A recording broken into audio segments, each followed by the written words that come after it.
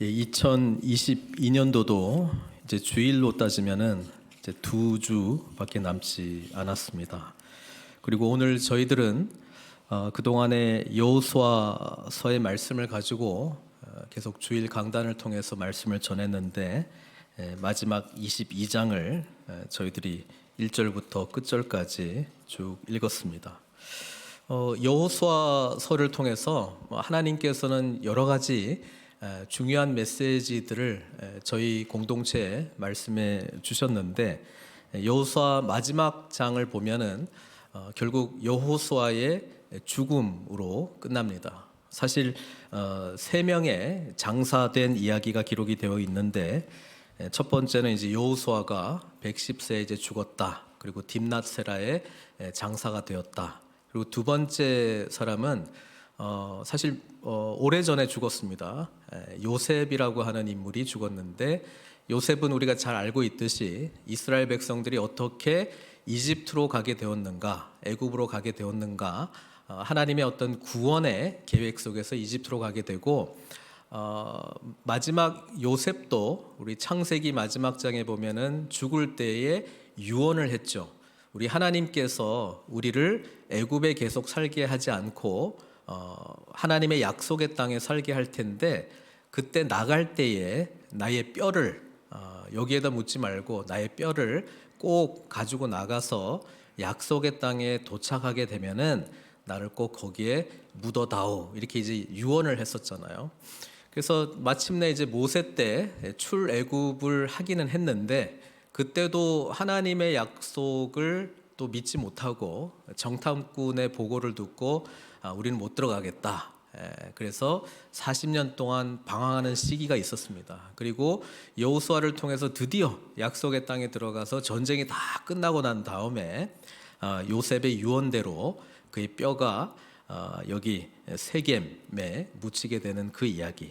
그리고 마지막은 아론의 아들 엘르아살이 이제 죽게 된. 그래서 이제 한 시대가 끝나고 이제 또 다른 시대가 예고되고 있는 여호수아 속에서 우리는 하나님의 백성들이 승리하는 이야기 신나게 우리가 읽어왔는데, 마지막은 왠지 좀 찝찝하게 좀 마무리가 되기는 해요. 그래서 그 부분을 보면서 여호수아가 오늘 이제 나이도 많고 자기가 이제 살아갈 시간들이 얼마 없다는 걸 알고 유언과 같은 말씀을 사실은 지난주에도 했는데, 오늘은 또 특별합니다. 왜냐하면 유언이기도 하지만 이스라엘 백성들이 하나님 앞에서 다시 언약 백성으로, 그 약속의 백성으로 갱신하는, 그 리뉴얼하는 그런 일을 행했기 때문에 굉장히 중요합니다. 그래서 저는 이제 여호수아의 말씀을 이제 쭉 묵상하면서 지금 이 세 명의 사람들이 이제 장사되었는데, 여호수아가 자신의 삶을 돌아보면서 후회 없는 삶을 살았다, 이렇게 고백했을 거라고 저는 생각을 합니다. 그리고 요셉의 뼈, 요셉은 비록 한참 전에 죽기는 했지만 죽을 때도 역시 후회 없는 삶을 살았을 것이다, 그렇게 저는 생각을 합니다. 우리는 예수님을 믿는다라고 하는 의미가 예수님을 닮아가는 게 예수님을 믿는 저와 여러분들이 가야 될 길이잖아요. 그래서 예수님을 닮는다라고 하는 게 예수님을 성품적으로 닮아가고, 또 예수님께서 행하셨던 그 일을 저희들도 이제 행하는 그런 예수님 닮아가는 삶을 살아가는 것인데, 예수님께서 이 땅에서 사시면서 마지막에 하셨던 말씀들이 있어요. 우리 주님께서는 십자가에 못 박히셔서 7가지의 말씀들이 복음서에 기록이 되어 있는데, 그 중에 하나가 뭐냐면 다 이루었다, 그렇게 말씀하셨습니다. 그래서 예수 믿는 저와 여러분들은 우리의 삶이 마무리될 때에 우리도 똑같은 고백을 해야 된다고 저는 생각을 합니다. 그게 뭐냐면 다 이루었다. It is finished. 여러분, 다 이루었다라고 하는 고백을 하기 위해서는 몇 가지 좀 전제되는 게 있는데, 일단 뭘 이루어야 될지를 알아야 되겠죠. 뭘 이루어야 될지를 알아야 다 이루었다고 말을 하는 거지, 내가 그냥 인생을 돌아보니 어떤 것 같아요 하니까 그냥 그때그때 기분에 따라서 뭐 그냥 잘 산 것 같아요. 뭐 이렇게 끝날 수는 없잖아요. 뭐 다 이룬 것 같아요. 뭘 이루었다라고 하는 이야기가 우리 안에 사실 살면서 전제되지 않으면 그 말 못 하거든요. 근데 예수님은 다 이루었다라고 하는 말씀을 하셨어요. 그게 어떤 의미냐면 이 땅에서 살아가면서 내가 무엇을 위해서 살아가야 되는지 그 삶의 목적이 굉장히 뚜렷했다라고 하는 것입니다. 우리는 예수님을 믿는다라고 하는 게 구원받았다라고 하는 의미뿐 아니라 예수님이 저와 여러분들의 삶의 주인이 되신다라고 하는 것입니다. 주인이 되신 예수님과 인격적인 관계를 맺게 되면 주님을 닮아가는 삶을 살게 되는데 그 삶은 어떤 방향을 향해서 있다라고 하는 것을 성경은 누누이 말하고 있고 그 방향은 하나님 나라의 완성입니다. 주님께서 오신 목적은 하나님 나라를 시작하기 위해서 오신 거거든요. 근데 그 시작하기 위해서 일단 죄 가운데에 허덕이고 있고 소망 없고 죽을 수밖에 없는 우리들을 일단 구원해 주셔야 되는 거예요. 왜냐하면 구원받지 못한 죄인들은 사망할 수밖에 없기 때문에. 그래서 예수님은 우리를 살려주셨어요. 우리가 예수님을 믿는다라고 하는 게 십자가를 통해서 우리의 죄의 문제가 해결이 됐다라고 하는 의미잖아요. 근데 그것만을 위해서 오신 게 아니고 이제 구원받은 우리는 하나님의 자녀가 되었고 이제 하나님께서 예수님을 통해서 시작하신 그분의 나라에 참여하게 되는 그 나라의 완성을 향해서 우리는 초대가 되었다라고 하는 것입니다. 그래서 복음을 받아들였다라고 하는 것은 구원을 받았을 뿐 아니라 구원의 목적이 뭐예요? 주님 나라가 이 땅 가운데 다시 세워지는 것을 말씀하고 있지 않습니까? 그래서 그 나라가 시작되기 위하여 주님께서는 다 하셨어요. 십자가에서 죽으심과 부활, 그리고 부활 이후에 승천 이후에 우리에게 성령님을 보내주시고 또 주님께서 다시 오셔서 하나님 나라가 완성될 것이기 때문에 저와 여러분들은 예수님을 믿으면서 하나님 나라를 위하여 부름받고 택함받았다라고 하는 것을 이 세상 살면서 깨달아야 되는 거예요. 그래서 우리가 우리에게 주어진 시간이 있고 이 시간 동안에 우리가 하는 일이 있고 또 만남이 있지 않습니까? 그 가운데에 제일로 중요한 것은 나를 통해서 하나님께서 하시고자 하는 그분 나라와 관련된 하나님의 뜻입니다. 그래서 제일 중요한 신앙생활의 훈련 중에 훈련이 있다면은 주님의 음성을 선명하게 듣는 것입니다. 그러니까 주님의 음성을 선명하게 들으려니까 말씀도 알아야 되고 우리 주님이 어떤 분이신지도 알아야 되고 또 주님과 소통하는 기도의 깊은 은혜도 알아야 되고 또 강단을 통해서 또는 말씀의 자리를 통해서 선명하게 들려지는 그분의 음성이 우리에게 들려져야 되고 분별되어야 되고 또 공동체를 통해서 도대체 뭐라고 말씀하시는가 우리가 이 부분에 대해서 성령님의 도우심을 받고 민감해져야 되는 거거든요. 그러면 그분의 뜻이 선명해지기 시작합니다. 그리고 우리는 내가 이것을 위해서 하나님께서 나를 구원해 주셨고 나를 이 자리에 두게 하셨고 이 만남과 관계를 허락하셨고 이런 일들을 주셨구나. 그래서 목적과 방향이 분명해진다는 것이죠. 그래서 우리의 삶은 그것을 위해서 살아가는 것이고 마지막에 우리 하나님께서 우리를 부르실 때는 우리의 고백은 다 이루었습니다. 이 고백을 할 때에 우리는 가장 복되고 복된 삶을 살았다라고 말할 수 있습니다. 이 부분이 정리가 되지 않으면은 그냥 내가 생각한 삶이라고 하는 것은 이런 거야 라고 정의 내릴 거잖아요. 근데 불변하면 좋은데 이게 가끔 바뀌어요. 예. 그리고 어떤 분들은 뭐 없어요. 없다 보니까 그냥 나에게 주어지는 어떤 행복 또는 어떤 감정적인 기쁨이 계속 지속이 되면 그냥 뭐 죽어도 여한이 없다 뭐 이런 식으로 이렇게 이야기할 수도 있을 것 같은데 우리 예수님을 주인으로 모시는 삶은 사는 사람들은 그거가 우리의 목적이 아니고요. 예수님께서 저와 여러분들을 택하시고 구원하시고 성령님을 보내주신 목적이 분명히 있다는 것입니다. 그것을 발견하는 삶을 살아가는 것 그게 바로 소명대로 살아가는 것이고 사명자의 삶을 살아가는 것이죠. 그래서 이 땅에 사실 저희들이 해야 될 일들이 많이 있어요. 그런데 오늘 여호수아가 이 백성들을 모아놓고 하는 말씀을 통해서 후회 없는 삶을 사는 것이 어떤 것인지를 말씀해 주고 있어요. 그걸 같이 좀 보려고 합니다. 일단 24절에 보니까 여호수아가 이스라엘 모든 지파를 세겜에 모으고 이렇게 돼 있거든요. 그러니까 세겜이라고 하는 이 장소가 좀 굉장히 중요한 의미가 있습니다. 왜냐하면 세겜이 제일 먼저 등장할 때는 창세기 12장에 등장하거든요. 창세기 12장은 어떤 장이냐? 우리가 잘 알고 있듯이 하나님이 아브라함을 불렀던 장입니다. 아브라함에게 말씀하셨습니다. 너는 본토 친척 아비 집을 떠나 내가 내게 지시할 땅으로 가라. 그게 어딘지는 몰라. 일단 가보니 이제 가나안 땅이었거든요. 그래서 창세기 12장 6절 7절에 제가 한번 읽어보겠습니다. 아브라함이 그 땅을 지나 세겜 땅 모래 상수리 나무에 이르니 그때 가나안 사람이 그 땅에 거주하였더라. 여호와께서 아브라함에게 나타나 이르시되 내가 이 땅을 내 자손에게 주리라 하신지라. 자기에게 나타나신 여호와께 그가 그곳에 제단을 쌓고 이렇게 돼 있잖아요. 자, 창세기 12장 6절에 아브라함이 그 갈대 우르를 떠나가지고 어디로 왔다고요? 모래 상수리 나무 어디? 세겜에 도착해서 하나님이 한 번 더 약속해 주셨어요. 내가 이 땅을 내 자손에게 주리라. 그리고 아브라함은 그 하나님의 은혜에 감사해서 뭘 쌓았습니까? 제단.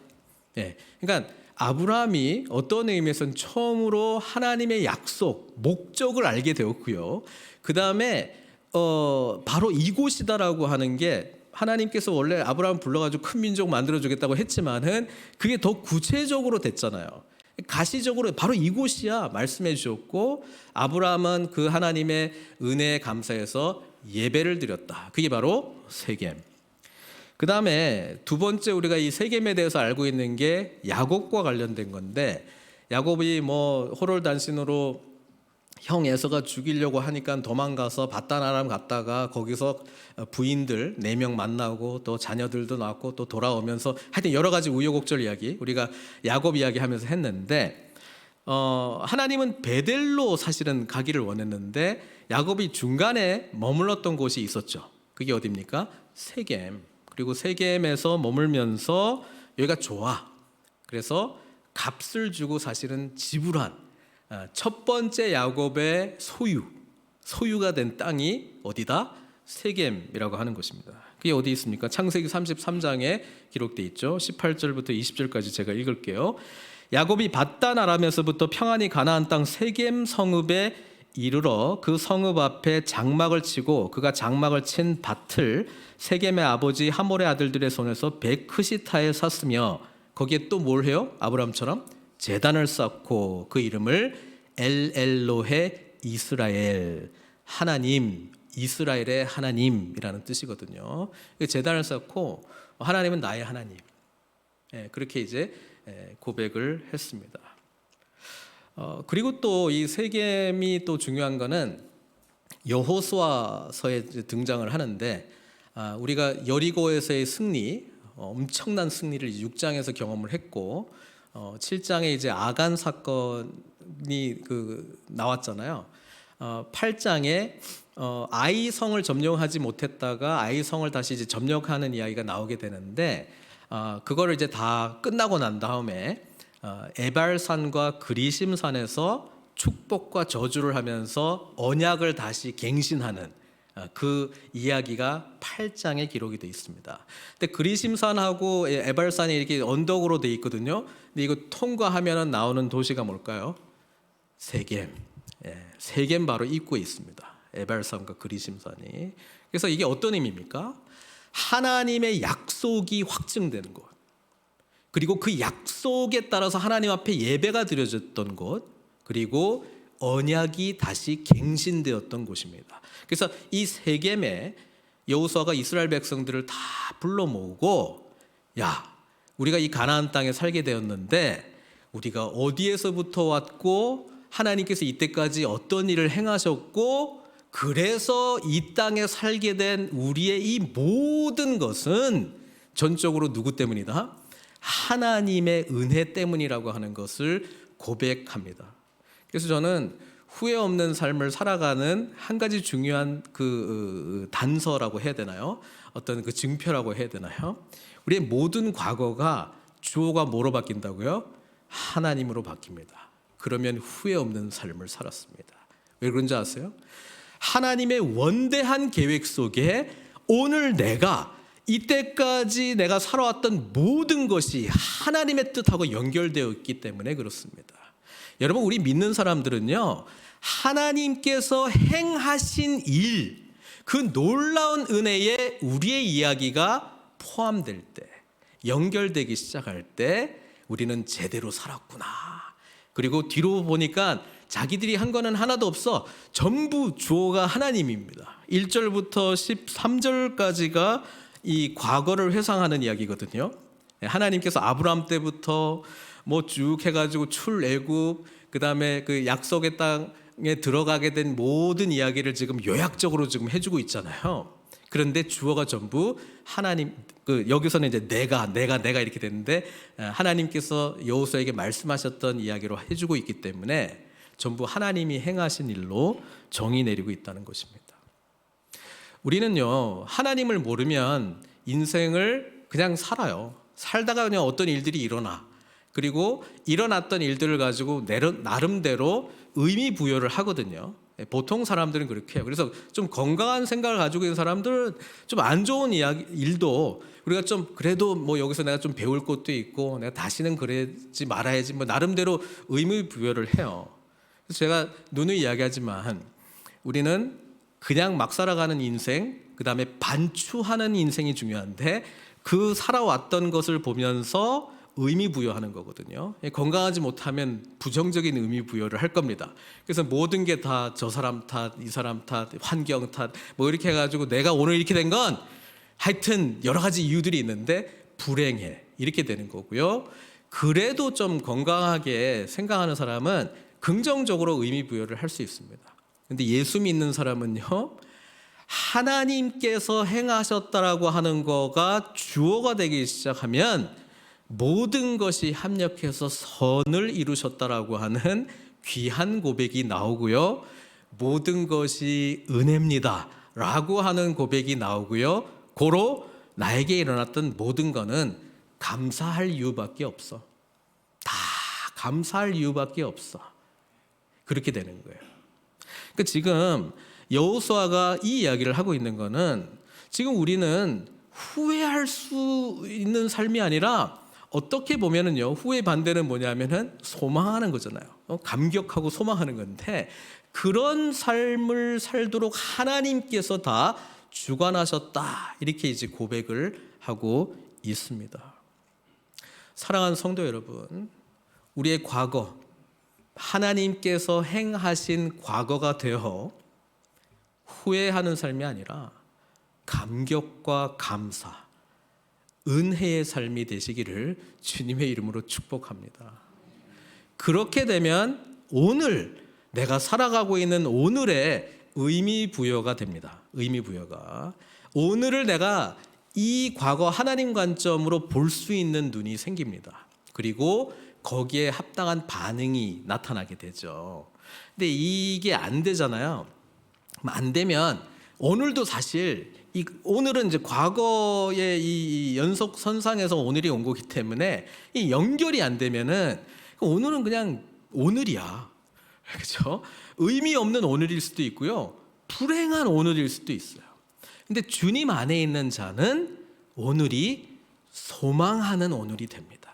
또 다른 새로운 시작이 되고 또 다른 하나님의 은혜가 역사할 잠재력이 풍성한 오늘이 되는 것이죠. 그러니까 아침에 눈 뜰 때 기분이 좋단 말이에요. 아무 일도 안 일어났는데 그냥 하나님의 그 날이니까 하나님께서 주인이 되시는 오늘 하루를 살아갈 때 하나님께서 또 어떻게 이때까지 선함으로 인도해 주셨는데 또 어떤 은혜 이야기들을 하나님께서 펼쳐 가실까, 뭐 이런 기대감으로 나가지 않을까요?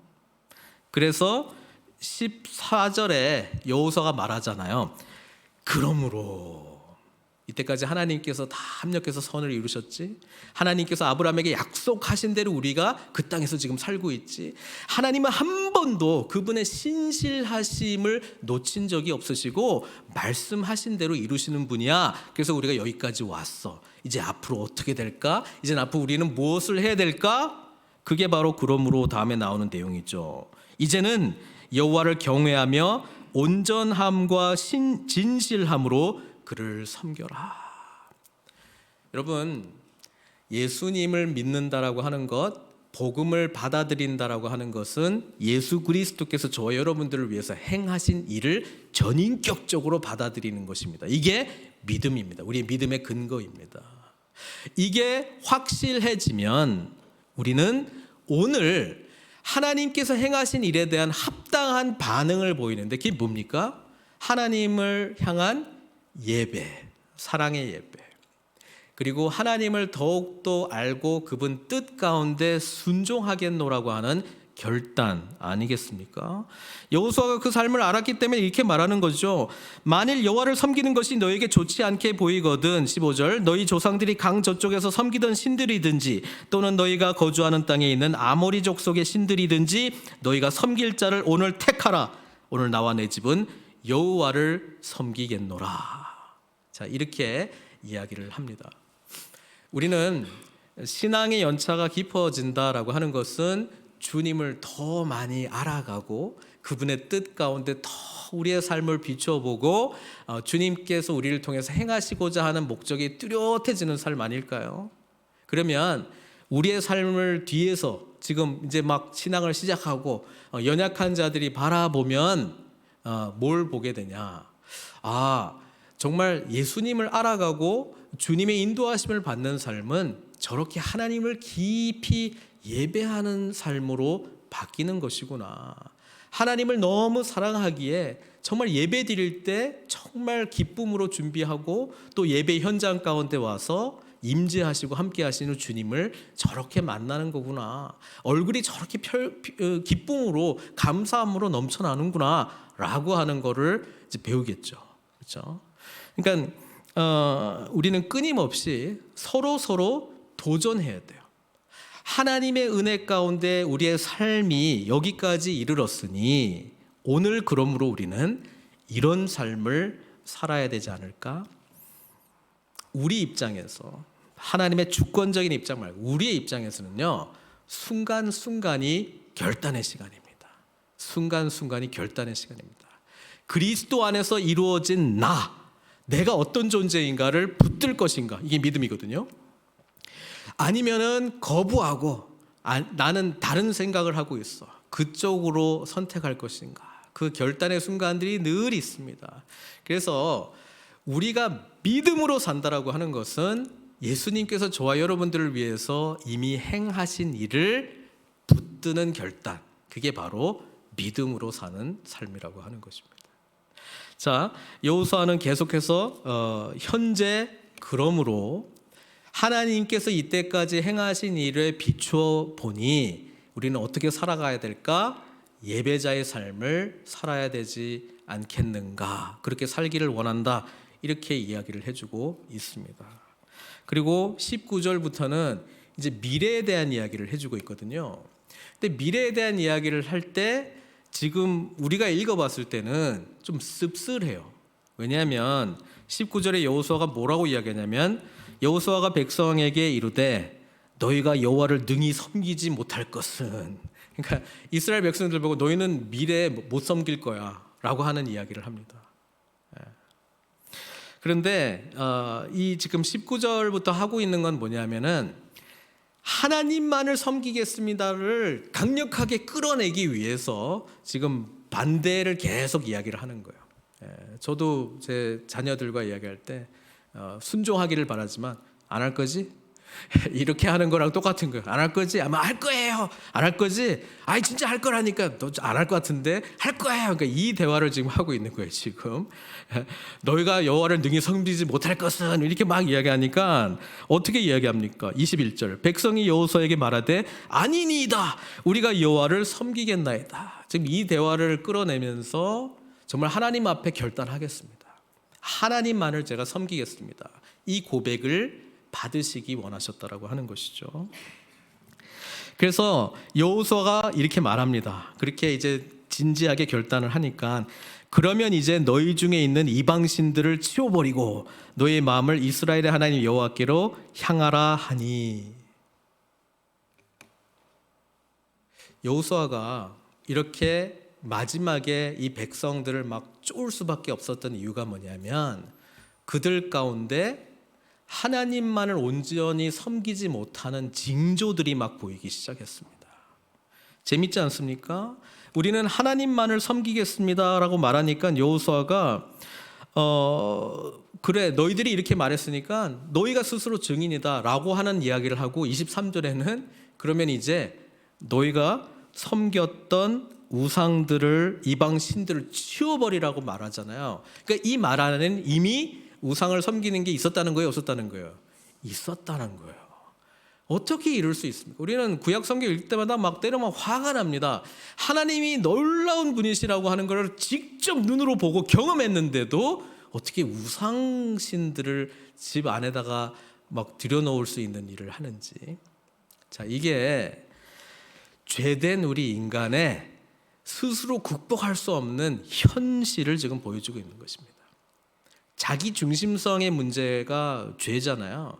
이게 해결이 되지 않으면은 우리는 나도 모르게 지금 가나안 땅에 들어와 가지고 얼마나 좋은 걸 많이 받겠어요. 광야 문화하고 이 정착 문화하고 얼마나 질적으로 차이가 나겠어요. 그러니까 뭐 정복하고 노획물을 막 가져가니까 이 중에 뭐 우상 신이 있는지 뭔지 모르겠지만은 다 좋아 보여. 그러니까 이 한 개씩 놔두다 보니까는 자기도 모르게 우상의 어떤 문화에 젖어들고 있는 것이죠.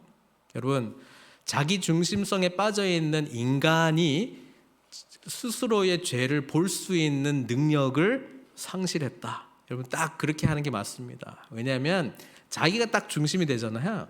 그러면 죄가 항상 상대적이야. 다른 사람한테는 엄격해, 나한테는 관대해.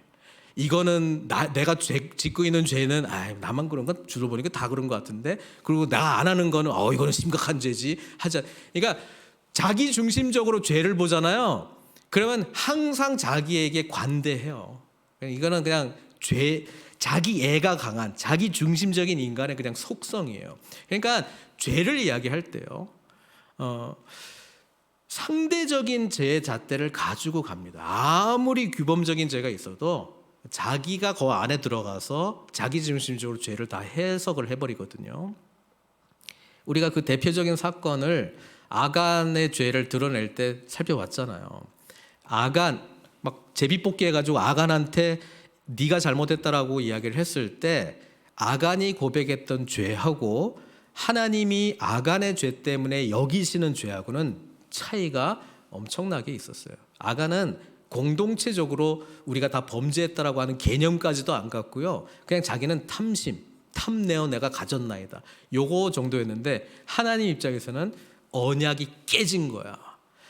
이 가나안 땅에 내려져야 될 진멸이 너희들에게 임하는 거야. 나는 거룩한 하나님이시기도 하지만 신실하신 하나님이시기 때문에 말씀하신 대로 행할 수밖에 없는 하나님이거든요. 그래서 범죄한 거에 대해서는 반드시 거기에 합당한 심판을 받아야 되는 거예요. 근데 아간은 그런 정도의 죄로 여기지 않았어요. 조금 탐심이 생겨 좀 가져갈 수도 있는 거지 뭐, 약간 이런 마음이었단 말이에요. 우리가 죄 생각할 때 그렇게 생각할 가능성이 굉장히 높습니다. 나는 잘못했어. 잘못했네. 근데 그 잘못한 것하고 하나님 보시기에 나에게 회개하기로 요구하시는 죄가 나는 전혀 인지 못하고 살아갈 수도 있어요. 그래서 죄는 하나님 앞에서 하나님이 어떤 분이신가를 알아가면 알아갈수록 뚜렷하게 보입니다. 우리가 신앙생활이 깊어지면 죄가 덜 할 것 같잖아요. 근데 그게 아니라 빛 대신 주님 앞에 나가면 나갈수록 나에게 이전에 안 보이던 죄가 더 선명하게 보입니다. 그래서 더 큰 죄인으로 보이는 거예요. 그래서 사도 바울이 나는 죄인 중에 괴수라고 고백을 했고, 그렇게 고백했기 때문에 가장 큰 십자가의 은혜, 죄 사함의 은혜를 경험하지 않았겠습니까? 죄인의 괴수가 죄 사함을 받았을 때 가장 영광스러운 하나님의 은혜를 경험하지 않았겠습니까? 그러니까 결국 거룩하신 주님 앞에 나아갈 때에 내 안에 내세울 것보다는 하나님이 나에게 베풀어 주신 그 은혜에 감사하며 오늘도 살게 하신 하나님의 은혜에 감격하면서 살아가는 게 진짜 은혜를 경험한 자의 삶이죠. 그러니까 이거는 우리가 평생도록 배워가는 거예요. 지금 다 깨달은 게 아니고 그냥 그 수준에서 내가 하나님의 은혜를 알고 경험한 거지, 내가 계속 거룩하신 주님의 은혜 가운데 깊이 나가면 이전에 나는 상상하지도 않았던 죄들이 막 드러나기 시작할 겁니다. 그래서 우리는 그리스도와 함께 십자가에서 죽고 나는 그리스도 안에서 새롭게 부활한 존재다라고 하는 것을 붙들어야 소망이 있는 것이지, 나 내보니까 좀 괜찮네, 이런 걸로 가는 게 기독교 신앙이 아니고요. 오히려 그 길을 가고 있다면 바리새인의 길로 접어들고 있는 것이죠. 구원의 은혜도 감사한데 이때까지 변화된 나의 삶을 보고 선한 행동을 하고 있는 나를 보니 좀 괜찮은 것 같아. 하나님께서 나에게 은혜를 베풀어 주실 만한 것 같아. 또는 하나님께서 이 정도는 해주셔야 될 분인 것 같아로 더 가든지. 십자가는 우리가 죄의 문제에서만큼은 도대체 우리 스스로 극복해낼 수 있는 것이 아니다라고 하는 것을 적나라하게 가르쳐 줍니다. 그래서 우리는 주님의 은혜가 필요합니다. 그것을 알 때에 그 은혜를 경험한 자가 합당하게 반응하는 삶이 예수 그리스도를 온전히 주로 고백하면서 살아가는 것이죠. 그래서 순간순간 우리는 끊임없이 우리를 점검해 봐야 돼요. 내 자신을 점검해 보고 공동체 안에서 내 자신을 바라봐야 되고, 건강한 공동체는 서로의 그 연약한 부분들을 품어주기도 하지만 또 그리스도 안에서 나의 죄된 부분이 무엇인지를 드러나게 해주면서 그리스도의 십자가 앞으로 계속 인도해주는 도움의 역할들을 우리는 서로 해줘야 되는 것이죠. 그래서 그 은혜를 경험할 때 우리가 그리스도 안에서 새롭게 회복이 되는 것을 경험하는 것이지, 그리스도의 죄사함의 은혜를 경험하지 못하면 결단코 은혜에 근거한 성장은 이루어질 수 없습니다. 그래서 오늘 24장으로 다시 돌아가면은 여호수아가 우리 똑바로 하겠습니다, 우리는 정말 여호와만을 섬기겠습니다 해가지고 못을 박는 것을 해요. 그러니까 언약을 갱신하죠. 우리가 여호와를 섬기고 그의 목소리를 우리가 청종하리이다. 그러니까 25절에 여호수아가 세겜에서 백성과 더불어 언약을 맺고 그들을 위하여 율례와 법도를 제정하였다. 그 언약, 너희들은 하나님과 언약 백성이야. 하나님의 말씀을 다시 한번 제정하고, 또 잊어버릴까 봐 또 뭐합니까? 26절, 모든 말씀을 하나님의 율법책에 기록을 하고 또 큰 돌을 가져다가 거기 여호와의 성소 곁에 있는 상수리 나무 아래에 세우고 모든 백성에게 이르되 보라, 이 돌이 우리에게 증거가 되리니.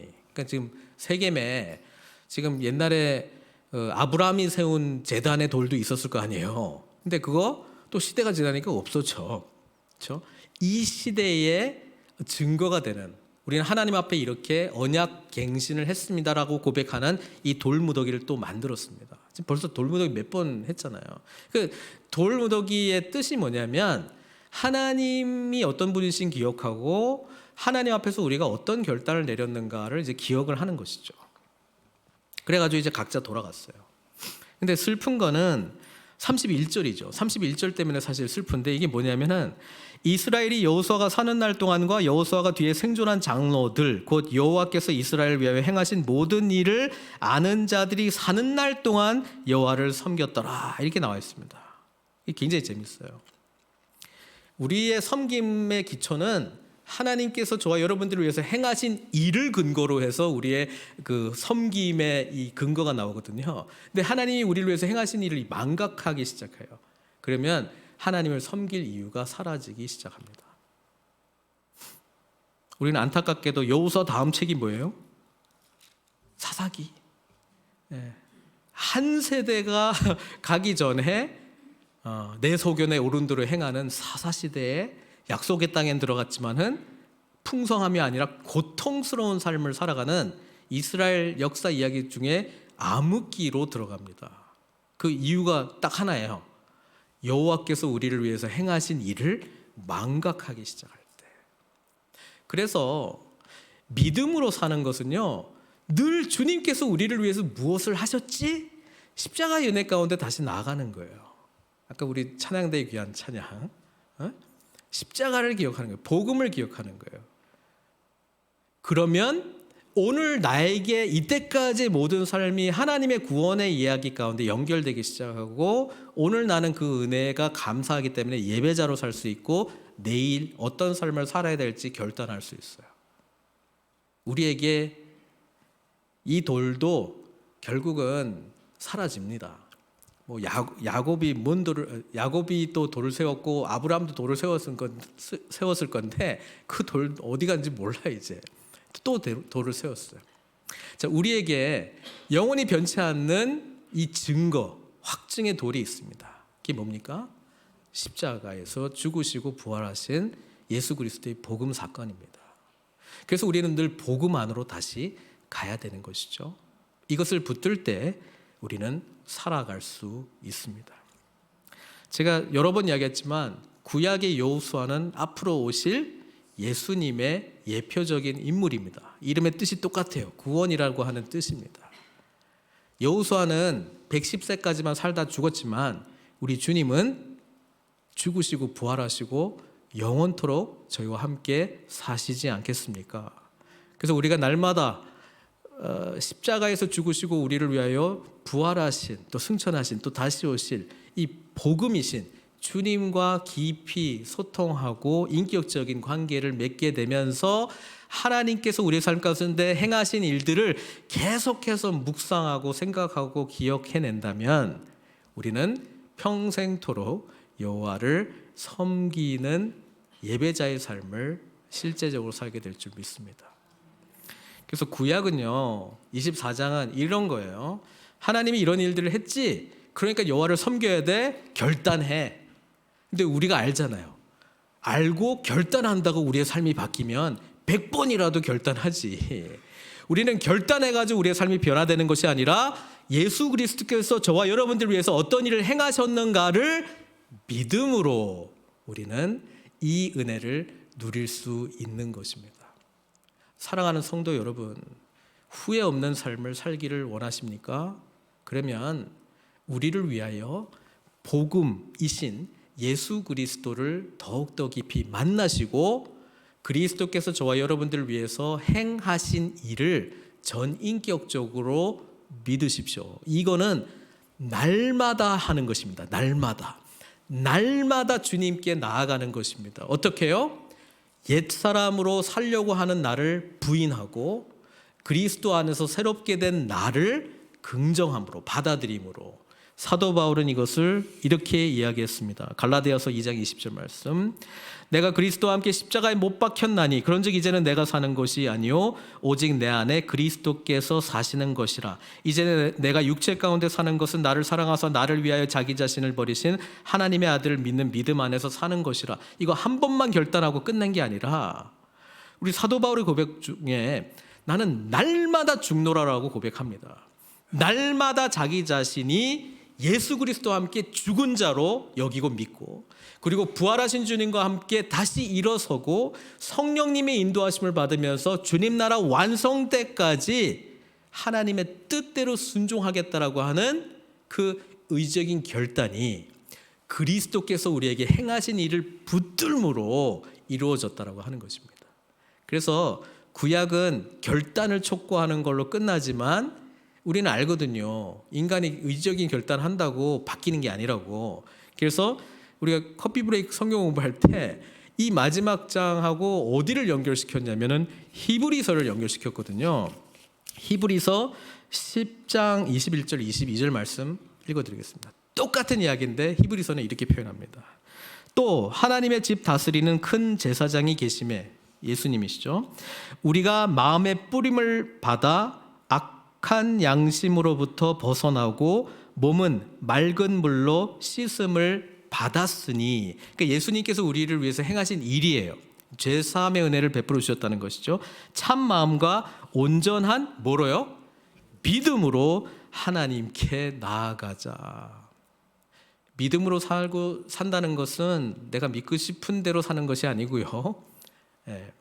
예수님께서 저와 여러분들을 위해서 이미 행하신 일을 온전히 붙들고 날마다 그리스도와 함께 나는 죽은 자로 여기고 그리스도와 함께 나는 다시 부활한 자로 여기면서 성령님의 인도하심을 받고 순종하는 삶을 살 때에 우리는 이 땅에서의 삶이 끝날 때에 다 이루었노라, 후회 없는 마무리를 하게 될 줄 믿습니다.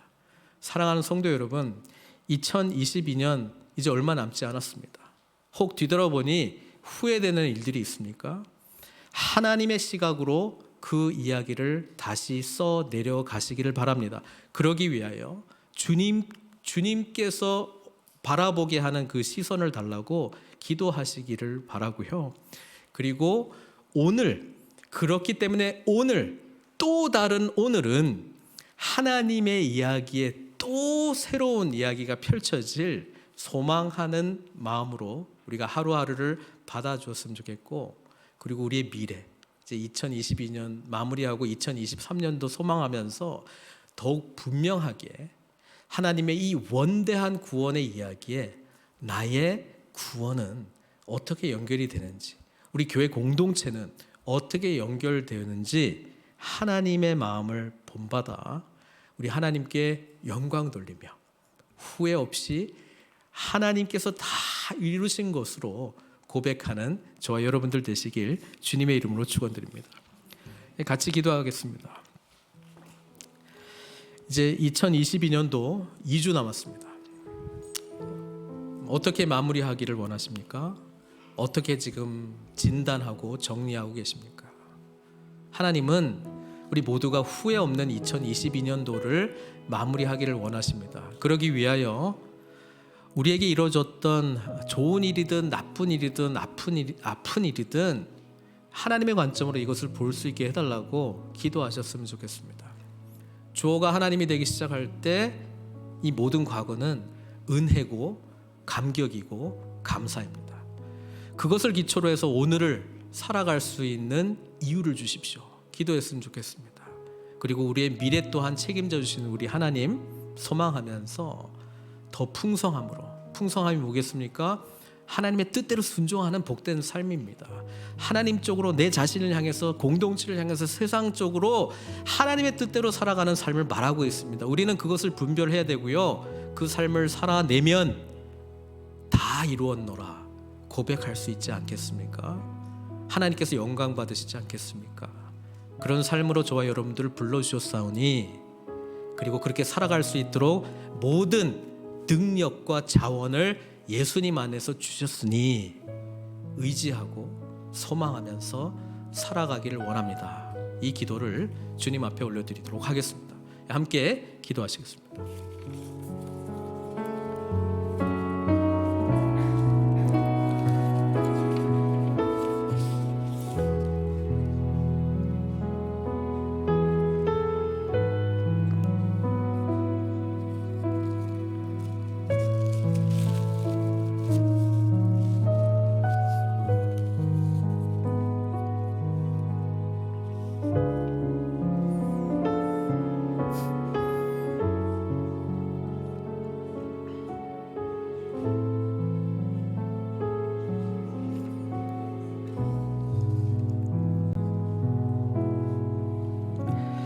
사랑의 하나님, 감사드립니다.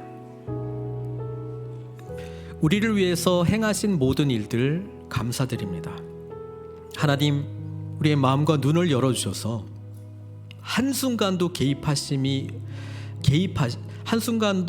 개입하지 않으신 하나님의 일이 없다라고 하는 것을 고백하게 해주시고, 언제나 주님께서 우리와 함께 계셨음을 바라볼 수 있는 믿음의 눈을 허락해 주시옵소서. 모든 것이 은혜입니다. 모든 것이 감사입니다. 이 고백 받으시길 원하시는데, 여전히 나에게 일어난 일들을 판단하고 정의 내리고 있습니다.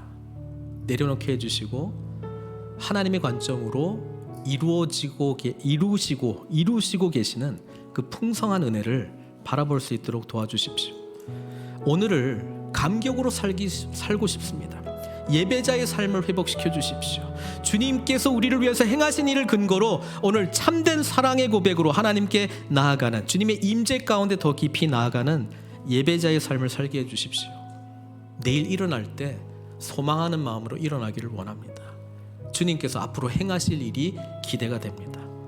주님께서 우리를 통해서 이루실 하나님의 구원 이야기에 어떻게 우리가 쓰임받게 되는지 그 영광스러운 소망함으로 하루하루 시작하기를 간절히 원합니다. 그러기 위하여 주님 안에 늘 머물게 해주십시오. 주님께서 우리를 위해서 행하신 일들을 붙들게 해주십시오. 믿음으로 아버지 하나님의 참된 자녀로 살아갈 수 있도록 축복해 주시옵소서. 하나님의 신실하심을, 하나님의 선하심을 온전히 신뢰하고 우리의 삶을 주님께 맡깁니다. 홀로 영광 받아 주시옵고 예수님의 귀하신 이름으로 기도드리옵나이다.